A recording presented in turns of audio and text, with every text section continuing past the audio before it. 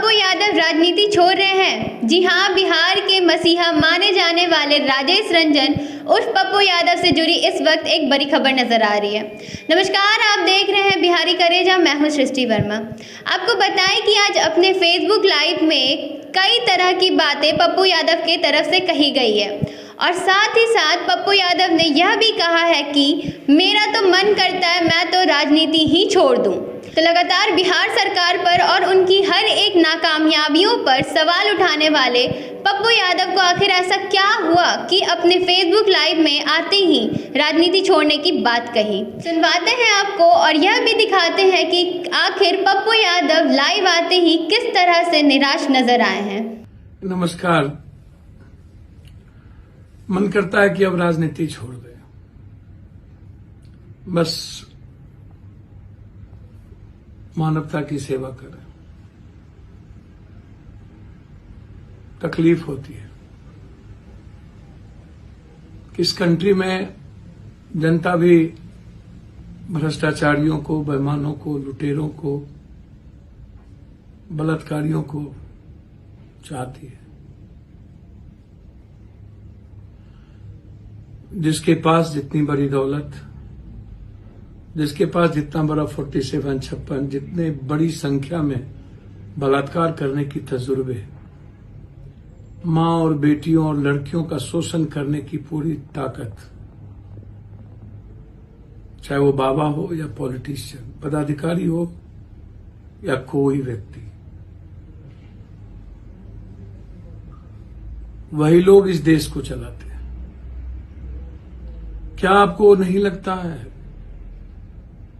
सर्वोच्च न्यायालय, हाईकोर्ट, जिस बाबा राम रहीम जैसे, जिस बाबा राम रहीम, इतने बड़े गंदे आदमी, चरित्रहीन आदमी, जिस पर न जाने कितने अरबों खरबों और कितनी साथ बलात्कार करने के आरोप हो, बेचने के आरोप, ये बीजेपी वाले या कुछ ऐसे दल कौन सा कुकर्म और पाप नहीं करते? क्या इतना हमारा लोकतंत्र कमजोर हो गया है? संविधान हमारा कमजोर हो गया है? क्या सर्वोच्च न्यायालय सो मोटो नोटिस नहीं ले सकती थी? इतने लंबे पैरोल, राजनीतिक पैरोल, इसके पहले 2 दिन 1 दिन के लिए पैरोल नहीं मिलता था। क्या नहीं उनके घरों से ऐसे आराम की चीजें मिली? क्या हम सत्ता के लिए सारे कुकर्म और पाप करेंगे? क्या हम डर जाएंगे इंसानियत को बचाने के लिए? लगभग इस हिंदुस्तान के 90% बाबा जो अकूट पैसे कमा करके, दुनिया से लूट करके, गरीबों से और मानवता को समाप्त करके अपनी ऐशो आराम की जिंदगी जीते हो, क्या कारण है कि ये बाबा लोग ही पॉलिटिशियन को, सिस्टम को और लोकतंत्र को चला रहे हैं? क्या इन बाबाओं के खिलाफ जिहाद नहीं होनी चाहिए?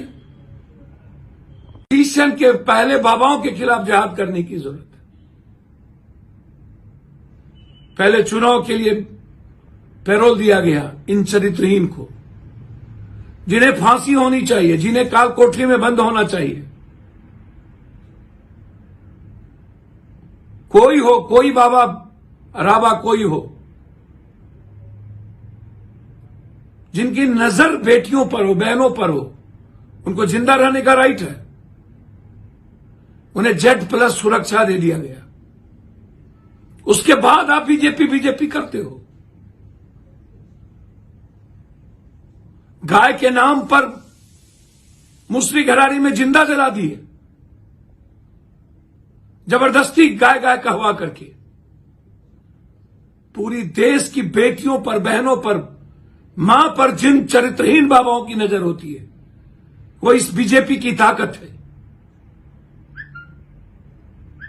सत्ता तय करेंगे ऐसे लोग, ऐसे चरित्रहीन लोग। लगभग पॉलिटिकल पार्टी में ऐसे लोग सम्मिलित हैं।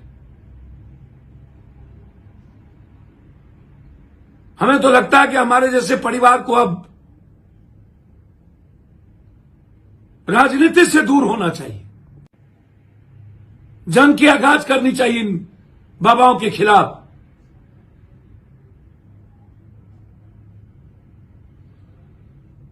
समाज से आवाज उठनी चाहिए इन चरित्रहीन नरभक्षी के खिलाफ। ये राम रहीम नरभक्षी है, नरभक्षी। समाज में आजादी से रहने के अधिकार इन्हें नहीं मिलना चाहिए। सर्वोच्च न्यायालय अविलंब सो मोटो नोटिस ले। आसाराम को एक दिन पैरोल नहीं मिली और लोगों को, तो फिर ये राम रहीम को कैसे? जबकि आसाराम से भी ज्यादा खतरनाक और चरित्रहीन राम रहीम है। अकूट पाप के शेयरदार और हिस्सेदार है। सिर्फ पंजाब और हरियाणा के वोट के लिए सारे कुकर्म करते हैं। हमें लड़ना होगा।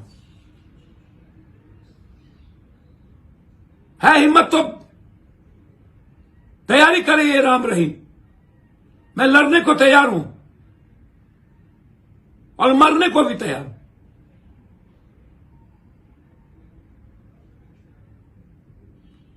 गांधी को मारने वाले गोडसे का चरित्र, और आज भी कई गोडसे को यह पालकर इस देश की संविधान और लोकतंत्र को खत्म करना चाहते हैं। मैं नीतीश जी से आग्रह करूंगा कि मुस्लिम घरारी के मामले को आप गंभीरता से लें। क्या सब कुछ समाप्त हो गया? फिनिश हो गया कानून? जिसे मन आएगा वीडियो वायरल करेगा और वो लोग समाज में रहेंगे। कौन आजादी दिया ऐसे लोगों को? कानून के रहते, संविधान और सरकार को रहते कि हम फैसला करें। तब तो सबसे पहला फैसला पदाधिकारी, पॉलिटिशियन, ब्यूरोक्रेट्स और पूंजीपतियों की होनी चाहिए। क्या घटना माफी जोग नहीं है? और बिहार में इसकी प्रचलन बढ़ रही है। हम समाज के प्रबुद्ध लोगों को इसके खिलाफ खड़े होने की जरूरत है। हम आएंगे। हमसे क्यों नहीं लड़ते हो? आदमी को मारने वाले, आदमी को गिद्ध के तरह लूटने वाले,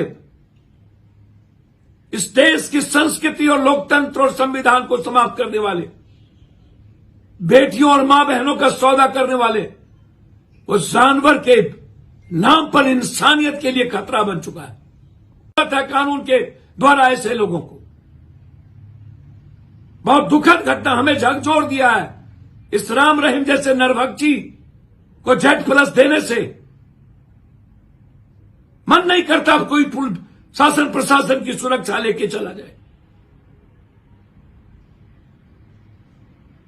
और ये मॉब लिंचिंग जो घटना घटी है मुस्लिम घरारी, हम आएंगे कल और देखेंगे इन मॉब लिंचिंग करने वाले को कितनी औकात और ताकत।